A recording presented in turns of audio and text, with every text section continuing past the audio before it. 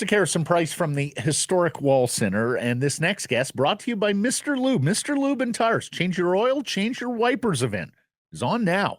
Visit MrLube.com, download your coupon for a free pair of Goodyear hybrid wiper blades with any oil change, only for a limited time at Mr. Lube with 18 locations in the Lower Mainland. Joining us now, and he will every Wednesday through hockey season again this year, former Vancouver Canuck TSN hockey analyst and three-time Penticton Young Star, Mr. Frank Corrado. Three times, and one time I think I was the program cover, or some kind of there was some kind of advertisement around town. I gotta find this picture because it's probably the first and only time anyone has ever advertised something with me. So yeah, very familiar with the Young Stars tournament. Well, that's not entirely true because I just saw recently with Domino's now in charge of the That's Hockey promotion, they were giving you as the pizza delivery man on the worst giveaways of last year or something like that. So you were the cover guy there.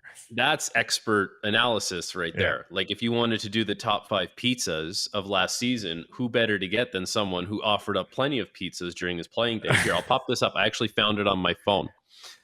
Oh, yeah. How we looking there? VIP, Young Stars Tournament, and there's your boy. I have this saved from 2014. Do you have a hard copy? You got to send that. Is there any hard copies? Was it a program in arena at the South Okanagan Event Center? I don't know. I think they burned all of these. I think they burned all of these when the Leafs came back and we beat the Canucks 5-2 that year. They just said, we're done with these. Incinerate them. All I know is your cover boy days are just getting started, Frank Corrado. Okay, sure. That was a preamble to what's to come. Before we get to Young Stars, I do want to tackle some matters with the bigger club because it's been a couple of weeks since we've talked to you. And of course, much happens here in Canucks goaltending land on a week-to-week basis. The most recent being Elliot Friedman saying that Thatcher Demko is just going to have to learn to play with this knee injury, that it's not something that can be surgically corrected. How does that strike you? That sounds to me like having no inside information and not being privy to anything. That always sounds like inflammation to me. That just sounds like when, you're dealing with something that's on this kind of cycle that causes some pain, but can't really be fixed by any kind of intervention. And you're just going to have to A, learn how to deal with the pain tolerance, and B, kind of learn how to recover as best as you can so that, when you need to perform at a high level and have high intensity, you can do that. It's, I think it's one of those things where guys can do it and guys have done it. And I think as time goes on, you can find ways to make it work. But I think it's almost like you have to change a lot of how you do things. So it'll be interesting to see how it kind of shakes out. But it sounds to me like it's probably inflammation more than any kind of rupturing, or because that kind of stuff heals over time. Yeah. Do you suspect there will be any material difference in the goaltender performance or anything goaltender related, given that Ian Clark is now no longer the director of goaltending, that effectively he's going to work as a scout, and that Marco Terranius is taking over the day-to-day on-ice responsibilities of the goaltender coach? It could, because there's just different goalie coaches have different protocols on how they want to do things. For me, I was one of those guys who used to have to go on the ice before practice and work the goalie ice. You kind of get voluntold to do that kind of stuff. So you get to see, how different goalie coaches do their thing and how they want to warm up and what they're practicing. And, some goalie coaches I found really wanted to work on, comfort. Let's put 10 shots on his blocker, 10 shots on his glove. Let's put 10 shots here. Let's do that kind of stuff. And I think there's some goalie coaches I worked with over the years where once we get done with the warm up, it's like we're right into game situations, and we're probably actually recreating a goal against from the night before or that he saw this week. And we're, kind of working on that kind of stuff. which is pretty interesting to see happen, from a defenseman's point of view. But yeah, I think the goalie coach and whoever's hands-on, he would have, like, there would be a lot of influence on how the goalie is going to play. It's hard, like, for a goalie coach to not have a certain resource to lean on and to work with every day. It's a different voice, it's different mechanics, it's different everything. But I think with Demko, like, he's one of the best goalies in the league. So I don't know if it's going to affect him as much. Whereas if you were one of those, mid-tier kind of guys, I think a really good, really strong goalie coach can bring out the best in you.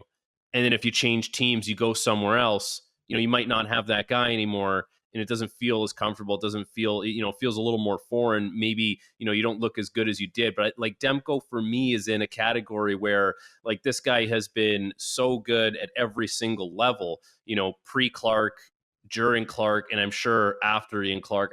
I think he's still going to be, at the level that we expect him to play at. I just, I guess my biggest concern this year is going to be, how available are you after the schedule has started heating up, after the team had to play 3 and 4 and you had to play 2 of them. Just the availability more than anything. Opening night, November 1st, held December 1st. It's not a finish line. Those are the starting lines, right? So that's the thing. It's a long, long season.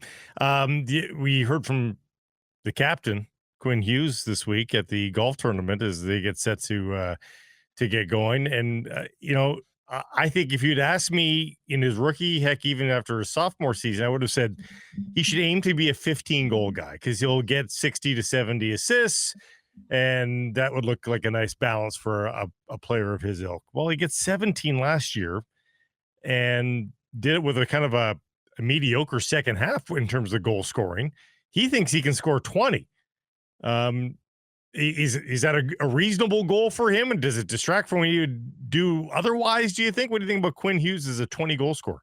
I don't think it distracts from anything. I just think it probably puts more onus on him to be a shooter, which is, something that was a big emphasis for him last year, is not to pass things up. And, 20 goals is very ambitious for a defenseman in the NHL, but there probably is, like, there's a certain pot of guys where it is attainable for them. It's like, it's Makar, it's Hughes, it's maybe Fox, it's Yossi.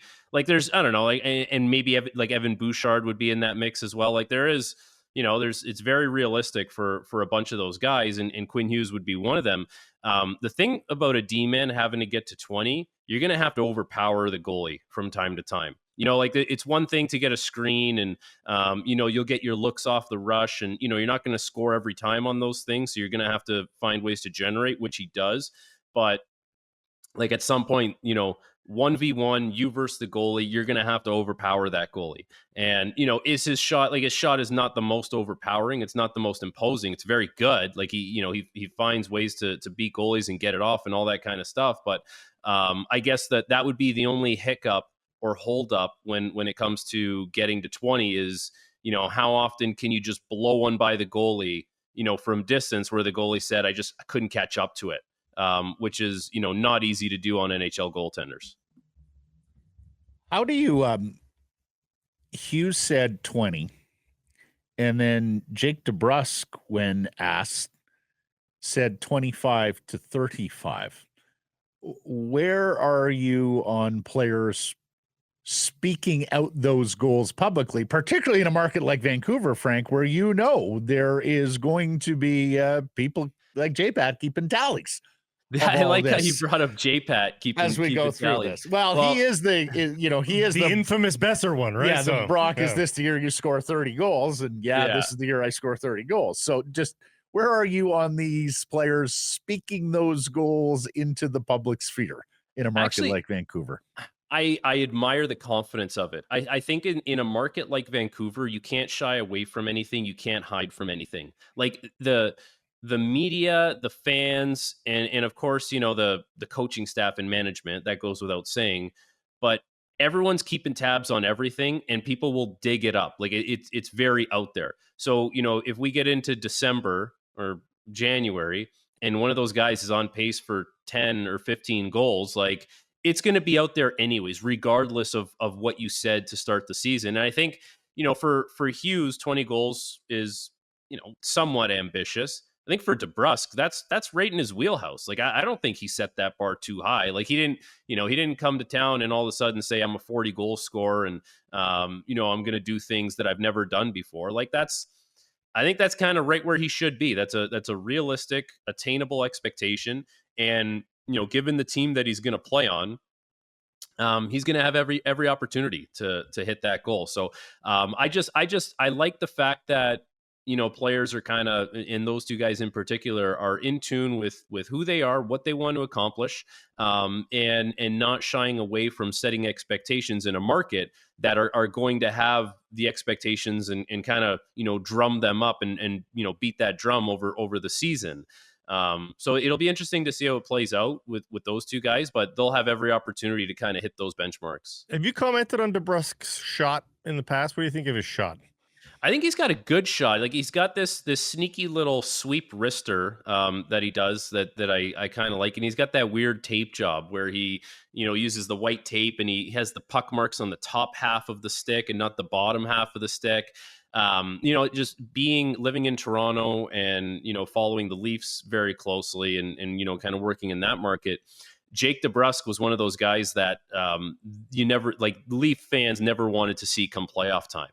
Like if he was quiet for a little bit, it was like Toronto was the antidote for him, where he could kind of wake up and, he would have this pretty spectacular one-on-one move, drive someone wide, take a shot. And, a lot of it felt like it was going in quite often. So I think there's a really good shot there. I think he's a very solid player.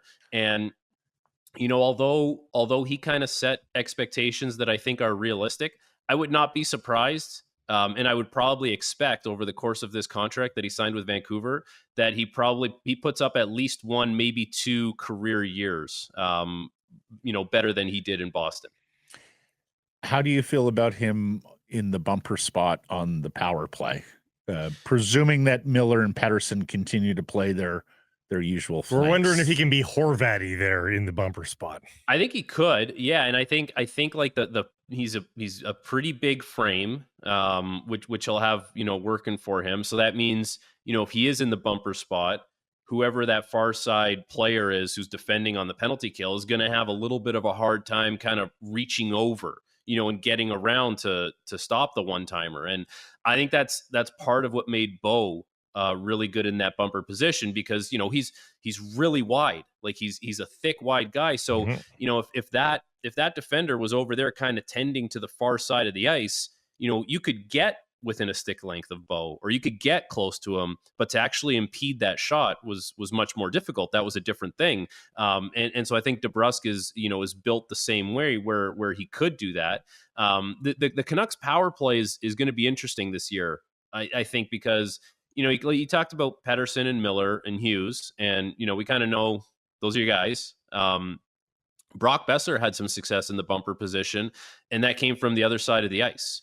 So that gives you a different look. And I think the other thing that comes to mind is Besser was really good this year at kind of cleaning up junk around the front of the net. Like, a lot of like goal mouth kind of bang in goals, which gives you some different looks, where if you want to have Besser in the bumper, DeBrusk can go to the front of the net and he's, he can kind of use his body there as well. It's just, I don't think he's going to be sequestered to just being in the bumper or just being in the front of the net. I think there could be some interchangeable parts. How about some movement?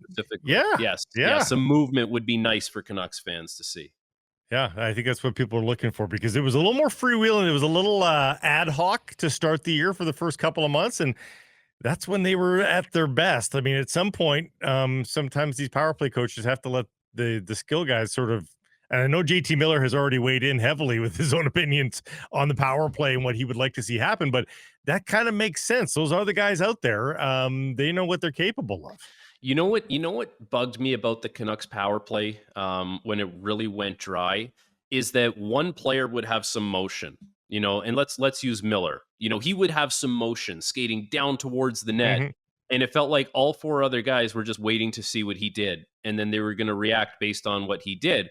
Whereas, if watch Edmonton, and I know it's McDavid, I know it's Draisaitl, I get that. But, Ryan Nugent-Hopkins gets the puck a lot on that power play. Like, a lot actually goes through him. Like, he's not McDavid. He's a very good player. JT Millers is a better player. Elias Pettersson is a better player. And those two guys can be, well, they have to be more prominent on the power play than Nugent Hopkins is in Edmonton. But I guess my point is, in Edmonton, there's so much movement, so much interchange that happens with all those guys, that all those guys seem so much more threatening than Vancouver last year, where it was like, okay, Miller's going to drive it down. He's going to bump it back to Hughes. There's a one-timer. Let's try and get it back again.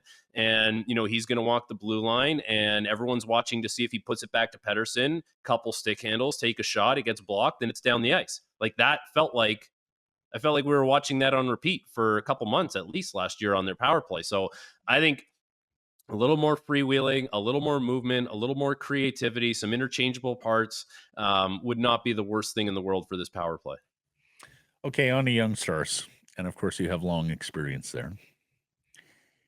Is it possible for anybody to shine at Young Stars, given how ad hoc these teams are thrown together, no familiarity, and, needless to say, not exactly inform conditions that you would see in an AHL or an NHL. Did you see anybody rip it up? Did you, in any of your 3 years on the ice, was there any one player that was ripping it up?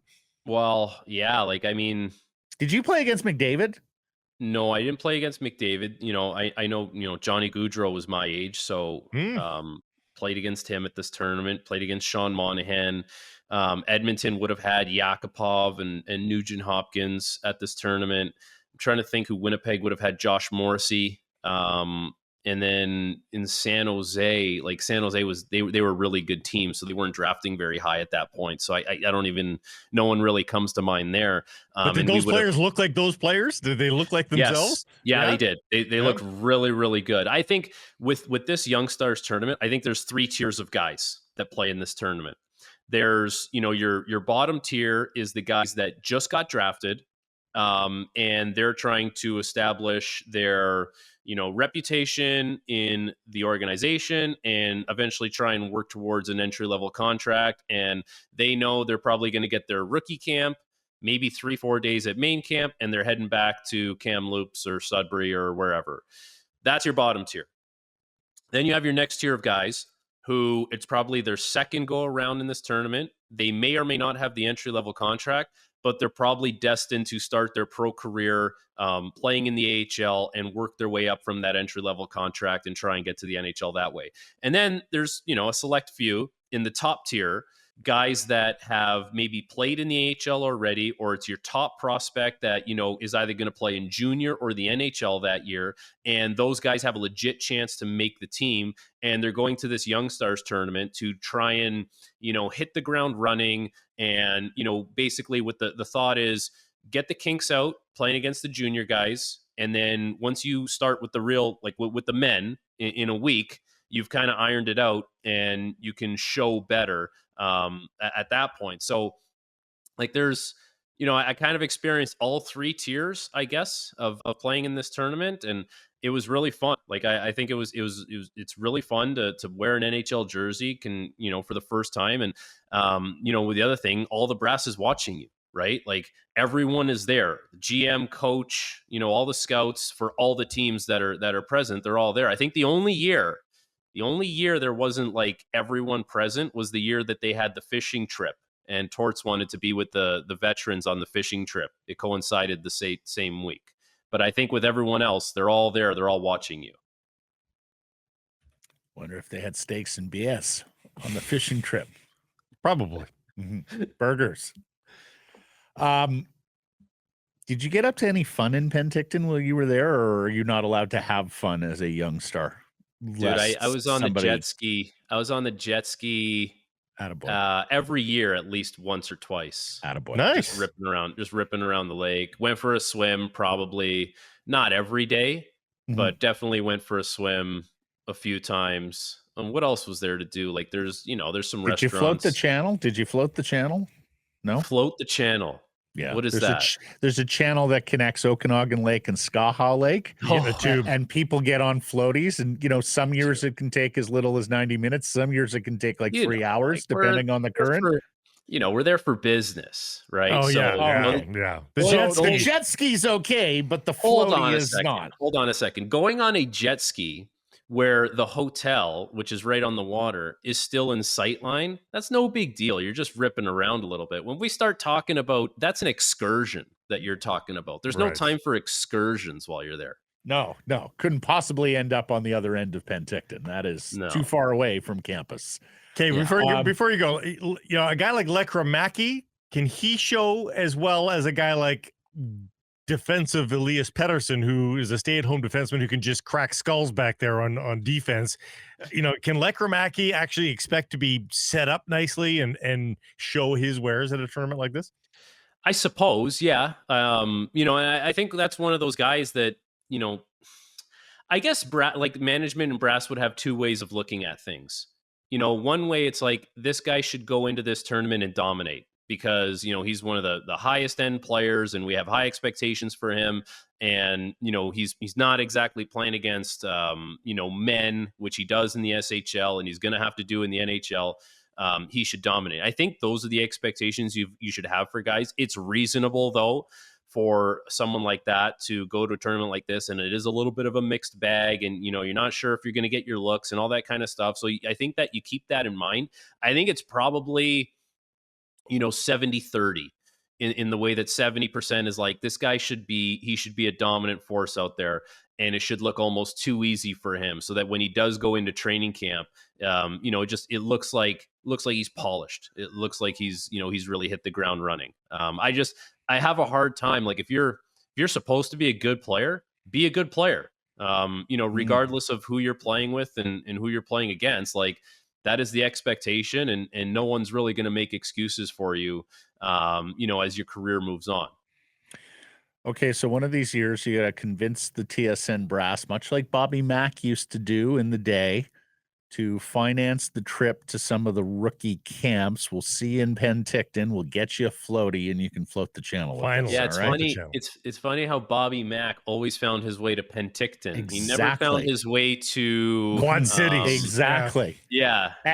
And we can attest personally. Bobby Mack also found his way to some of the vineyards and nice restaurants. Coincidentally, he does like Coincidentally, wine. Bobby Margarita became Bobby Merlot.